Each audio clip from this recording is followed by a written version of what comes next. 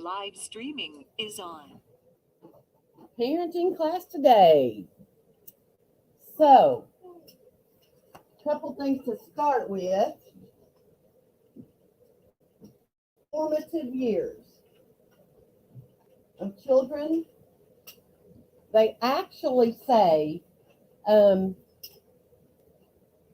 you might hear a certain age number, but it literally is childhood through adolescence.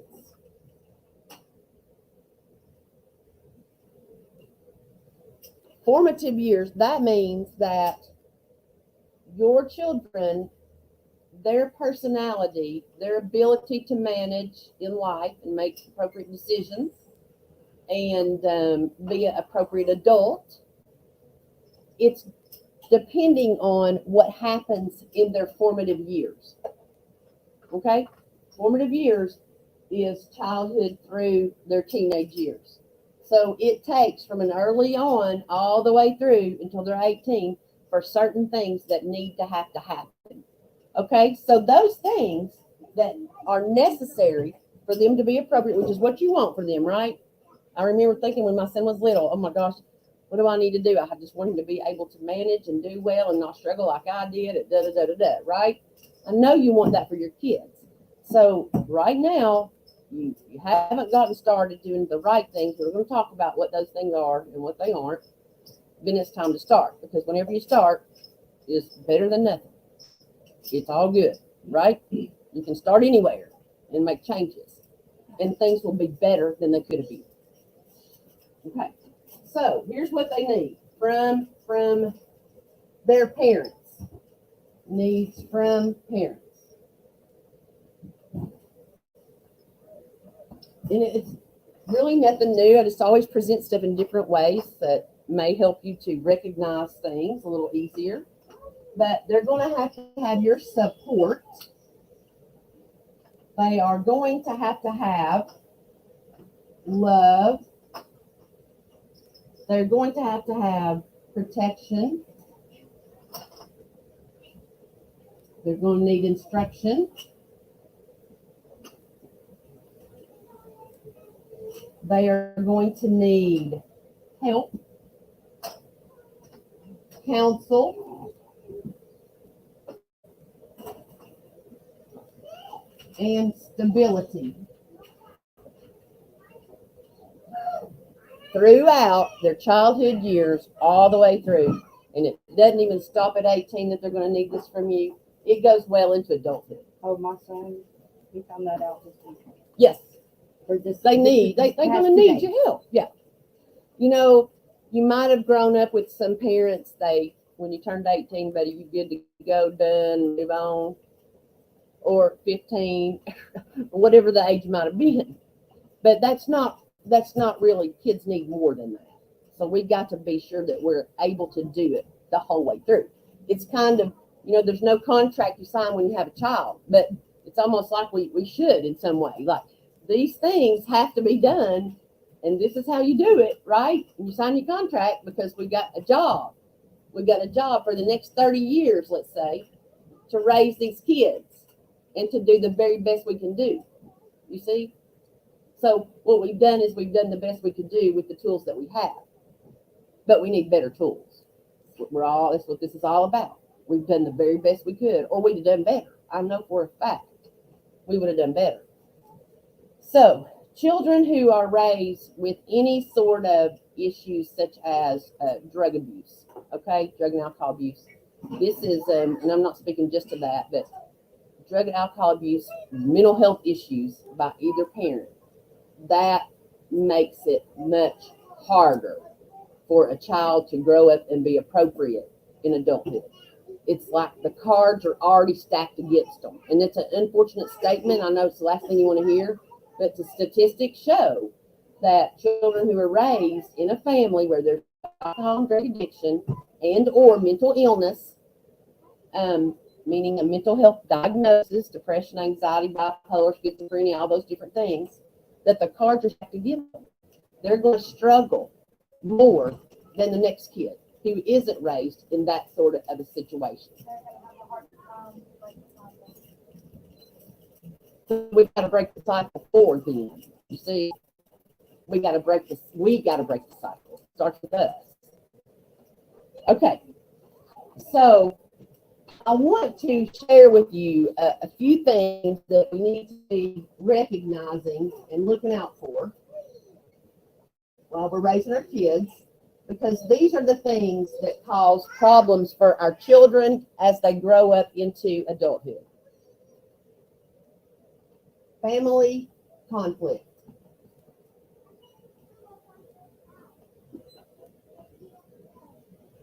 Family conflict. If the family and the home they're living in, if everybody's yelling and screaming and cussing and threatening and throwing and hitting, I'm going to tell you that's not good. In recovery, what we're going to do is recognize what's going on with us and our home that we raise our children in, and we're going to recognize that in recovery, we don't raise them the same way we did in active addiction or in active mental illness without being treated. Does that make sense? So these things have to stop. And you have to do whatever it takes for these things to stop, because you are hurting your children and you are keeping them from developing into the person that they can be. Okay?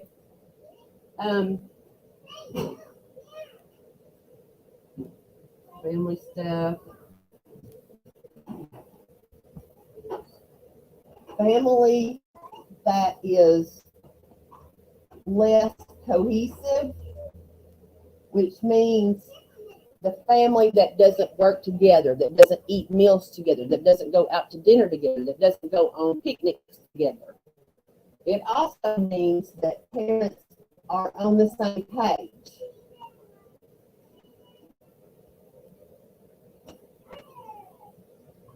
With discipline. What if two parents are not on the same page? You've got one parent that's going to spank. You've got another parent that's going to ignore. Or is completely against the spanking, right? And they want to use the timeout. And kids are having problems. They're in trouble. Well, they're going to go to whoever parent that they can get the answer from that's going to work in their best interest. You see what I'm saying? They're going to be fearful of one. Yeah, they're going to be fearful of one, and then they're going to manipulate the situation and try to keep things from the one they're fearful of, and that means the other parent don't know what the heck's going on. You see what I'm saying? That's how they learn to manipulate. That's why they lie. They lie out of fear. They lie and manipulate out of fear. I'm working with a young little girl that lies about the color of cupcake that she eats right in front of me. Was it a pink one? No. I saw a pink cupcake. Was it pink? No. She's that fearful, and see how it rolls off. She's not fearful of me, but that's a learned behavior to lie. Now, how's that going to work when she gets grows up? You already know.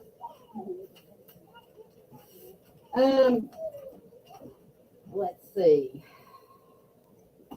A family that isolates.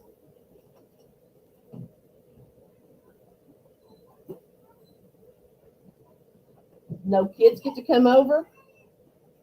And it could be because of the family conflict, or it could be because the house isn't clean and you don't want anybody there. So they're not able to interact socially at your home because of problems going on in the home. And that's not good, because here's the thing. If you want to be a good parent and you want to know what's going on with your child without having to follow them around and all that kind of stuff, you're going to be appropriate in knowing what's going on. The very best way you will know how your child is acting and what they're up to is if they're in your home with another child playing, right? That's the very best way. Yes, they can go spend the night with people once you get to know their parents and that child, but you don't know if that parent is watching them like you would watch them, and you don't know what they might be up to when they're there, right? So that's a problem if your family is isolating from everybody else. Okay? A lack of extracurricular activities. I have a little, let's see, 12-year-old, maybe not even 12. He is now in Taekwondo. He's living with his grandparents because the Department of Children's Services put him there. Do you know what this child says? He wants to stay living with his grandparents because he gets to do Taekwondo. He loves the structure. It's not regimented, it's appropriate, but he knows what his chores are, the expectation. He gets rewarded as necessary when he does well. He knows what's going to happen next. He knows where he's going to school. He knows he's going to get up every day and go to school. He knows he's going to do homework when he comes home. He knows he's going to have dinner at a certain time. He knows he's going to have a shower at a certain time. He knows he has free time. He knows he's going to bed at a certain time. Structure and routine is everything. And that's a whole nother thing. So let's go ahead and add that.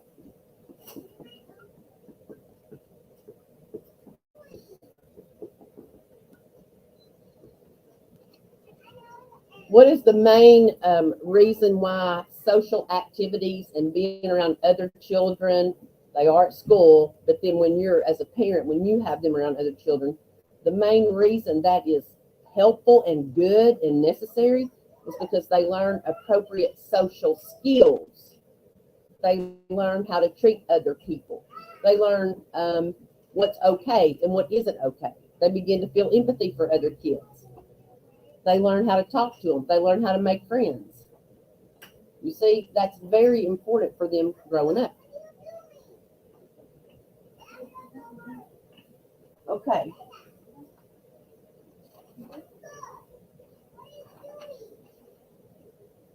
Other issues. So I'm looking at it as the issues. Financial restraints. Let's say financial strain.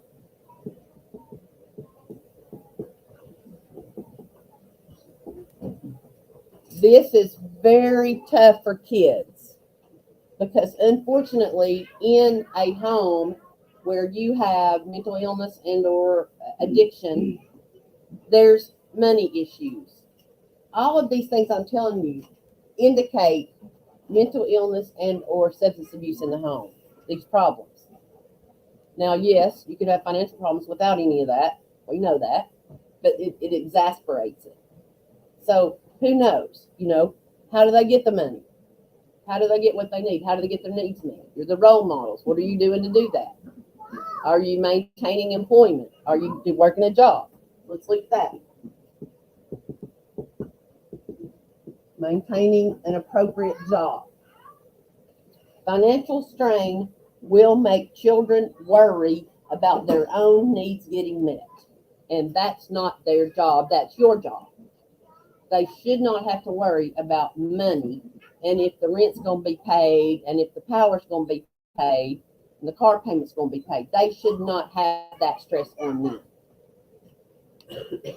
But way too many kids that I work with, children of addicts, children who have a very dysfunctional home, will talk about the money problems in the home. They know all about it. That's too much. That's adult conversation. They don't need to know. They need to have their needs met. Are they supposed to have more than just their basic needs met? Absolutely. But by gosh, they better have their basic needs met. You know what I'm saying?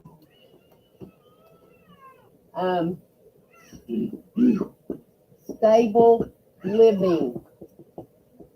This means they're in a home for more than a few months. They're not moving place to place to place. And they're not having to change schools often.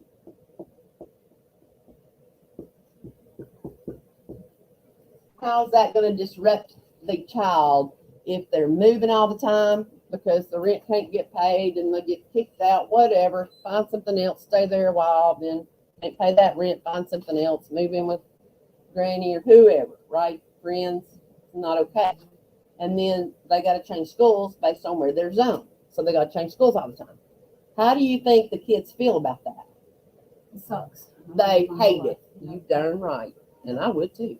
Make new friends, start over all the time. My goodness, you talk about anxiety for a kid. I got to a point where I stopped making friends. Honestly. Because you didn't know how long you'd be there. Didn't matter, yeah. Absolutely. Absolutely. That's not healthy. Let's see. We've got the family conflict. Now, family conflict is one. We're going to add, be sure we understand, families can have conflict. But when the conflict goes to another level where there's domestic violence, remember that domestic violence will consist of verbal assaults as well as physical assaults. You talk about fathers have been murdered by their children in the past and go to prison because they were taking it for their mother who was getting beat by their dad. Happens all the time. And I understand that. I lived in that. If I would have remained in my original relationship where my son was born, he would have done the same thing. I know it. I already know. He would have done something. It would have been bad.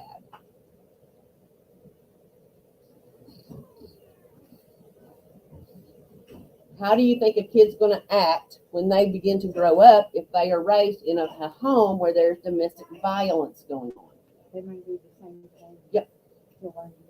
It's a learned behavior. They're going to fight. They're going to either fight or they're going to be the victim of. They're going to be perpetrating on somebody else when they are older and have a relationship. They're going to be an offender or they're going to be a victim. And it causes them to take a longer time to learn that fight works like this. Because all they see is the offender and then the victim. Well, that's all they know. That's what they know love to be. That's not love. That's like when I'm working with families and there is domestic violence going on between the two couples. Do you know what the definition of love is?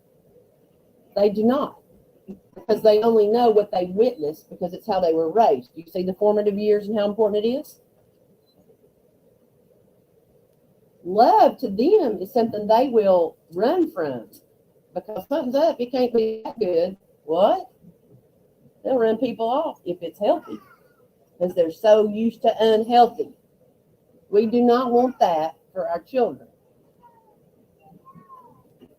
And whether they witness it or not, they know what's going on. I'm going to tell you. They know. They know something's going on.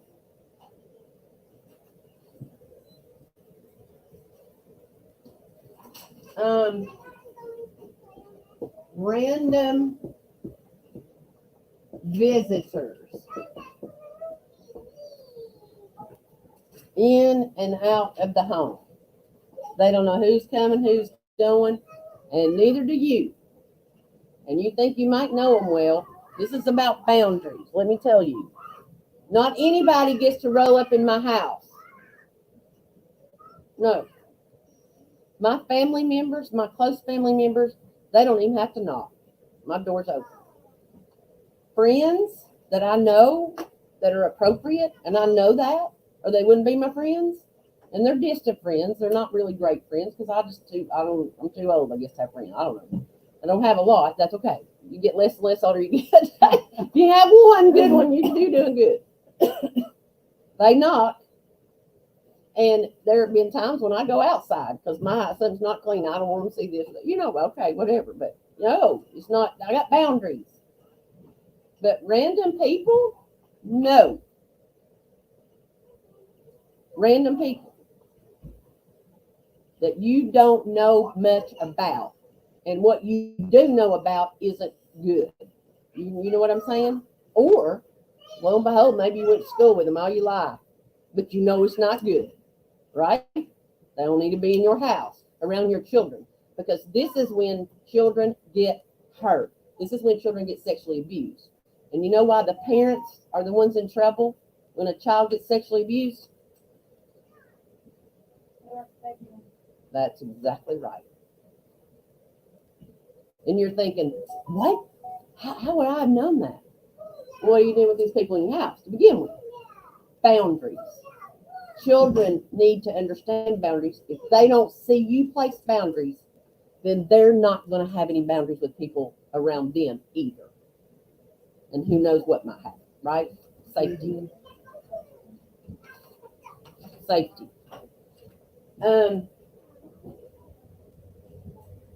What about family members? Because percentage says that family members are most often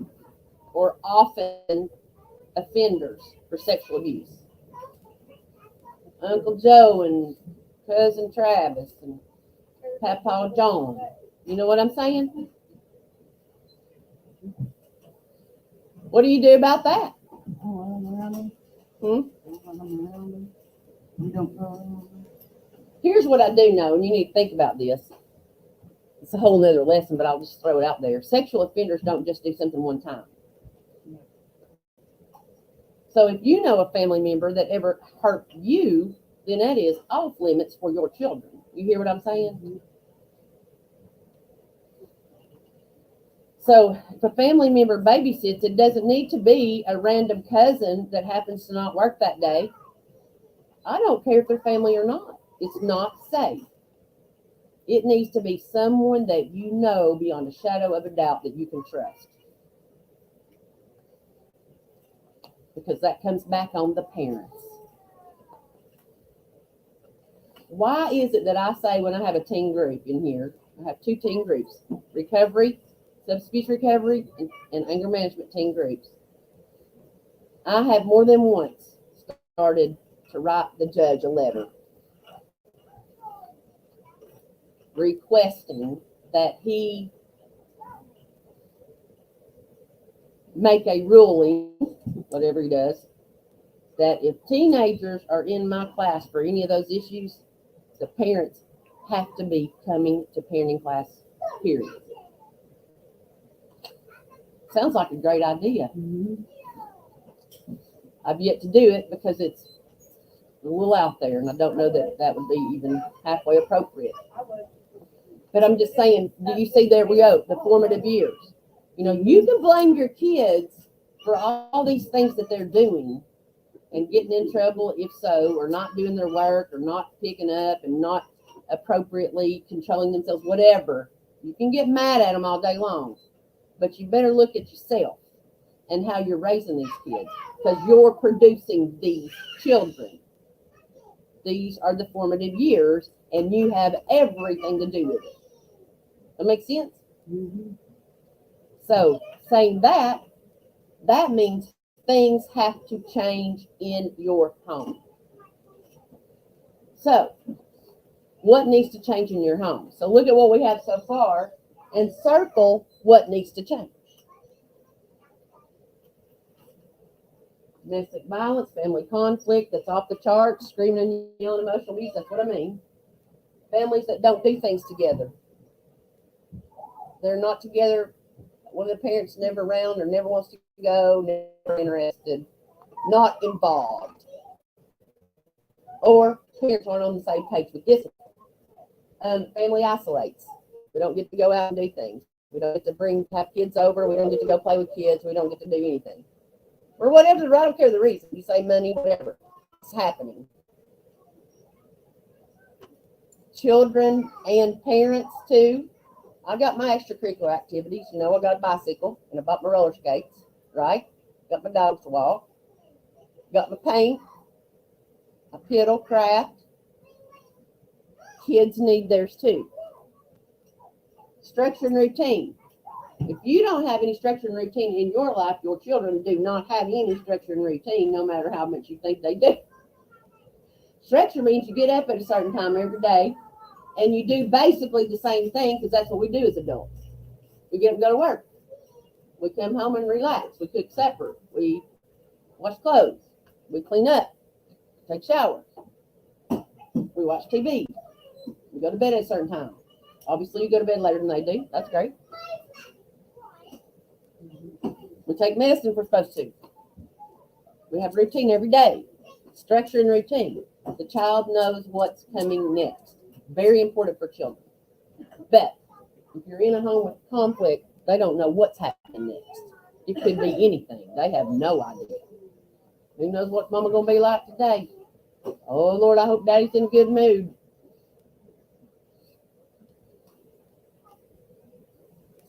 A financial strain. If there's financial strain, that's on the parents to discuss and figure out. That has nothing to do with the children. It shouldn't even be discussed. So you're circling what is going on in your family that needs to change. Maintaining jobs. We need to be working appropriate jobs and able to make ends meet so that we can make sure all of the children's basic needs are met as well as yours. And that's only the very basic. It's got to be more than that, but it's got to be at least that. Yes. When you say appropriate jobs, explain what you're saying to me. Like sometimes I work a lot of hours. Mm-hmm. My DCS lady now, she's having issues with that. She's like, how are you going to be able to be there for your child if you're all work? Yep. I get that. I do. But that's why I'm on first shift. That's why it ends at a certain time of day.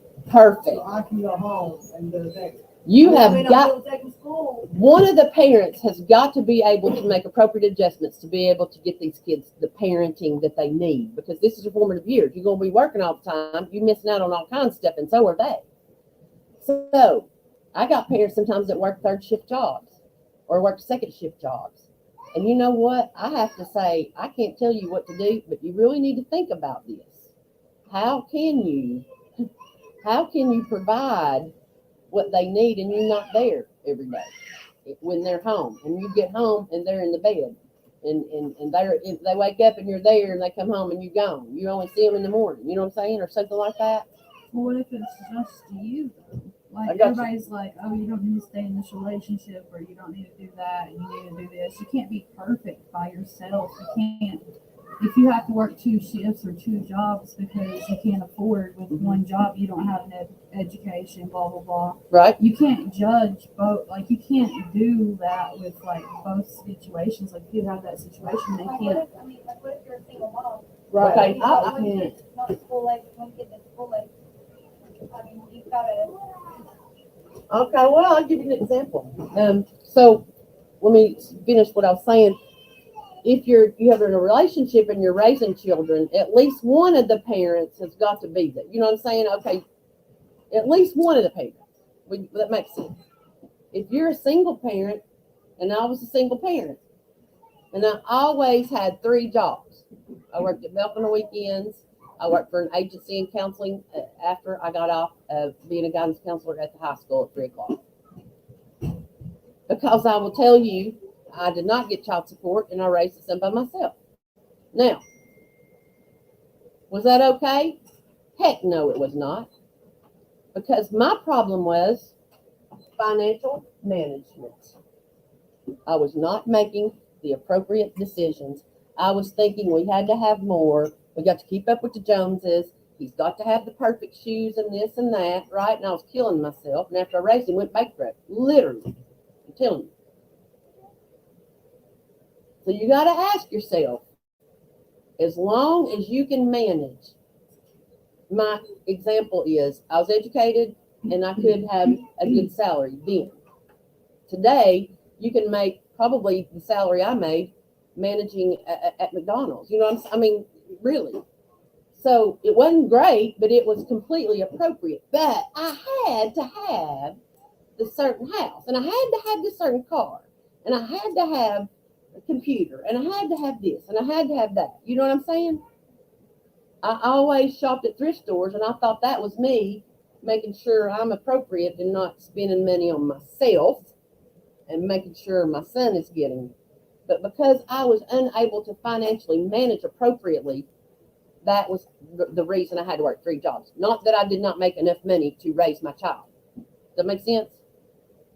Yeah, but I have with like something the else world also. today, you just don't. You can't make it on one salary, one job, one. Okay, add this one to your list, family support. Add that, because I'm going to tell you, if you think you can do it by yourself, you're listening to Shauna, you can't sometimes. It's too hard. But if you don't have family support, you've got to have family support. If What if you everybody don't wanna be under that microscope? I understand. My thing is, if you do have to do a little extra, work extra, or take another shift or whatever, sometimes you got to have appropriate people that you can call that will help you with the kids that will be appropriate for them. I was so thankful and lucky and blessed to have this granny and that nanny and that aunt. I was one of those, wow. And they didn't care at all. They just thought I was doing the greatest thing working all the time.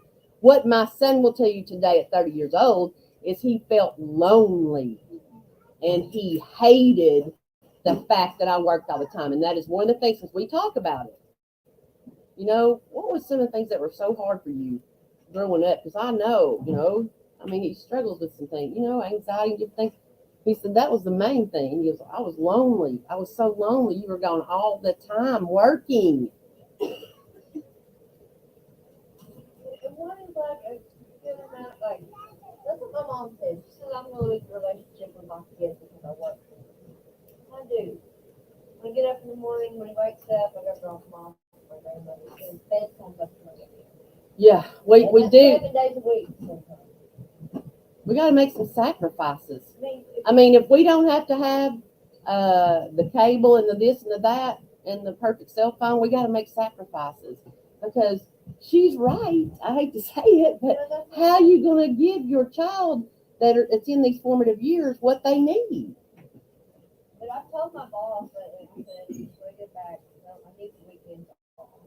Very good. Well, I told him, because I used to work every weekend for him, you know, I told him, unless I needed it, I said, I'd like to spend at least one day a week with my son, because I was working 7 days a week. I'm even if it's not that, hey, you give me every other weekend off, Friday, Saturday, Sunday, I will work, you know, for half of Friday.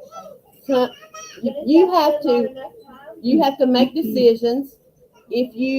I know that I was not going to be working second or third shift, and thankfully I didn't have to. Have I done? Yes, I have done it before. In a Bowater, I worked third shift one summer because I needed to make some money, and that was a summer out with my son. You know, I mean, I was sleeping, and he, you know, but it's because I get myself in a mess because I couldn't financially manage money. That's where I needed help. That's me. It wasn't, I had all kinds of money coming in from all these jobs. Come on. Why was I having such a hard time? Yes.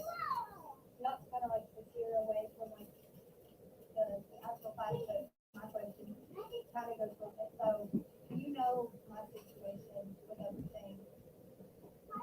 What would you suggest, like, how to manage the job and school and the one that's not in school with everything going on? With I'm not really sure what all you're doing when you say that. I know your situation. I don't know if I actually really do know, but I will. I was always in school too when I was working. So let me just say this. It's very good to work and go to school and better yourself. And that's good for kids to see. That's a role model. But you really have to pick and choose. You've got to pick and choose and sacrifice. You know, if you're going to work second shift and you know you're not going to be around your children ever, you know, there's plenty of jobs right now to work a different shift. You may have to look for another job. I found my job. Luckily, I was educated. I was blessed to have an education. I wanted to work in the school system so I could raise my son, right? Although I had to go get 2 or 3 other jobs all the time because I couldn't financially manage my money. That was not, I could have done just fine, but because I wanted all the extras and to keep up with everybody for him, what have I always said about that? What matters most is the quality time, not the things. like with me going to classes and stuff, like I would have to find a part-time job right now. And you guys have to know, like, hey, from 9 until 2, I do work. Because I have to find somebody to watch the younger ones. I have the older ones full. Let me tell you. Okay, go ahead. Go ahead. Okay, Yes, she's wanting to so- say something, right. and then But I mean, 'cause this goes without, like, there's a lot of single moms out here. right, Single moms out here. absolutely. It's There- hard. if- I know if it's hard. anybody wants to know about a true work from home, get paid good money, get with me after class. I'll give you a website. They do part-time, they do full-time, they do, and it's all work from home. It's all legit. A Bear Group, healthcare providers, Marriott, all this, and it is all legit work from home jobs, and they are all verified. Interesting. That's another thing. Where there's a will, there's a way. Where there's a will, there's a way. The Marriott's hiring work from home $20 You know, an hour right now. Meaning you got to dig in and research and work at making it appropriate, because some of you may not even get your children back home if you don't have that part worked out. You know what I'm saying? Because they see, well, who's going to take care of the kids? Where are they going? Who's going to babysit while you go to work? Who's going to stay with them while you work in third shift? Where are they going to spend the night? That's an issue. You know what I'm saying? And it could really be. It's really important that you work at figuring that out and making it work. This is the thing. It's frustrating and it's hard to accept, but this is what we got to do. We got to figure it out, and it takes effort. Maybe it takes getting out of your comfort zone, looking at some other options. What if I'm covered, but like I just won't be there when they get up to go to school? Like I give them up, get ready, and then I take them when they need to go. But I'm not there, sometimes for that long. I'm there in the evening. Oh, because you go to work They so come home from early. school, and then my little If you're ones- there every evening, that's fabulous. What is your plan, and who's going to take them to school? What are you going to do with them until they get? Because I can tell you, the parents, you got parents that have the older kids, and they never would come to school. They'd be late. They'd roll in. Well, mama didn't know didn't get on the bus because she's at work. And I'm like, what? They're teenagers, so that she could go in and leave them. But heck, they couldn't even go to school because wasn't nobody watching. You see what I'm saying? Well, see, that's the thing with foster parents. They're Yes. willing to help me with That is fabulous. and my daughter's on it. Now, I don't know if he says will allow that. oh my gosh, they probably would. Because if you don't have, that's why that is, when you can have a foster parent or a support like that, Lord, that is perfect. Because see, they already know the family. They probably are good. They love each other, That's why I That's suggest- perfect. That's like an extra granny that maybe they don't have that can help. That's perfect. That's why you want to continue to keep relationships, family or extended friends or like family or somebody that can help you that is completely appropriate. And everybody else is coming in and out of their home. You know what's going on. Absolutely. That's what the support thing is. Wherever I put, the family support or whoever. Absolutely. And I didn't spank. Well, lo and behold, he did get a spanking. Guess who from? My mother. And she spanked me, right? You talk about a knockdown drag out. Don't you hear me? Because that's but who's leaving him with her all the time? What I expect, right? What I expect.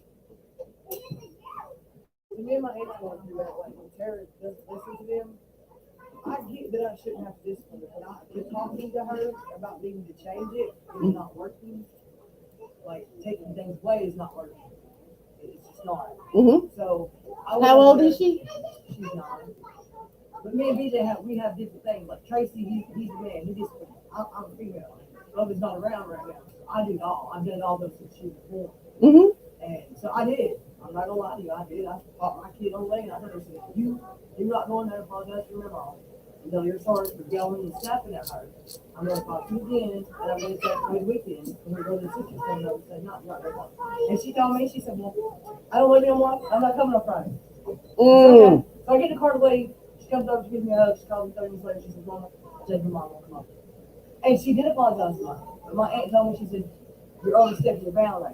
Well, y'all work hard when, she comes home and she's got that mouth. Y'all tell her, you're not going to notice if you don't change. Mm-hmm. We conflict a lot on that because I consider it a privilege. Mm-hmm. So Gotcha. that's where we cannot co-parent a lot. That's where they're overstepping boundaries because they shouldn't hold you or your father over their head like you're not doing. But will you be having more responsibility with her as you move forward in recovery? Yeah. Yeah. So there's going to be a better day, thank goodness. But some of this you got to accept because you weren't the one making it. Yeah. But I have a little something to throw out there when she doesn't want to say. Of course, there's the issue with being disrespectful to grandma. Okay, I get it. That's another issue. Her main thing though is it's over the day, how they talk, Uh huh. and that's when she'll act out the most. when they talk about him, and she can't be around him, they don't want him anywhere near him, that's when she changed. So instead of punishing her for that, you understand why she has a hard time hearing that stuff. Yeah. That shouldn't be happening. So her reasoning and the reason she's acting is because it's not appropriate. It hurts her. And then we go to the anger. Here's the thing. You've got to make sure that she understands that you understand where she's coming from, but that she can feel that hurt and anger, but she doesn't need to be those people. She doesn't need to act like they're acting. She doesn't need to say inappropriate things. Just because they're saying it, she's doing the very same they're doing, the very same thing they're doing. You understand, but it's still not okay. It's still not okay. To make her really kind of understand it, because there's a lot that goes on. Like my cousin, there's different rules because her kids aren't in custody. They're not taken from her. She can do what she wants, come and go as please. I have certain times and certain days that I get her, and it's difficult to explain it all to her to where she's going to understand it. So Amy's the daughter, and I'm the niece, and they're just helping mommy out. So you got to kind of work with me, and they're always going to have Right. a little more privilege than you. Right. They're different, and I didn't really think that they treated her different. Until But there's still going to be a new day. That just gives you the encouragement to get better, right? Get this in your hands where you can make these decisions, and not everybody else is making all the decisions around you, because that's hard on kids. So, no, are we going to have a perfect life? No, we're not. But we're trying to work our lives out so that during the formative years, it's better more times than it is bad. Does that make sense? We twist it around a little bit. We want to do better as often as we possibly can. And one more thing, and then we're going to close this down. I wanted to say, remember this too. Kids are supposed to hurt, be sad, be angry, be all these different feelings, because it's human nature. So we tend to feel like, I think as parents, that we want to fix everything so that they don't have any suffers or worry or pain or problems. I think we might try to do that, but it's okay if there is suffering. It's what makes them stronger. That makes sense? We just don't need them to have the extra suffering that could go on in a home that you just recognize needs to change, because you saw some things that you need to change in recovery, moving forward and making changes, right? You saw what you need to do. So things have to change. You don't want to bring your kids or continue raising your kids in a home that's dysfunctional, where they are being hurt and not getting their needs met, because they're going to struggle. They are going to struggle. We already know. Most of us have been there already. Okay? All right. So you know what they need. You know what you need to fix. We got to work on these things. You got to be intentional about fixing these things, whatever you got to do. All right. We'll close up our parenting.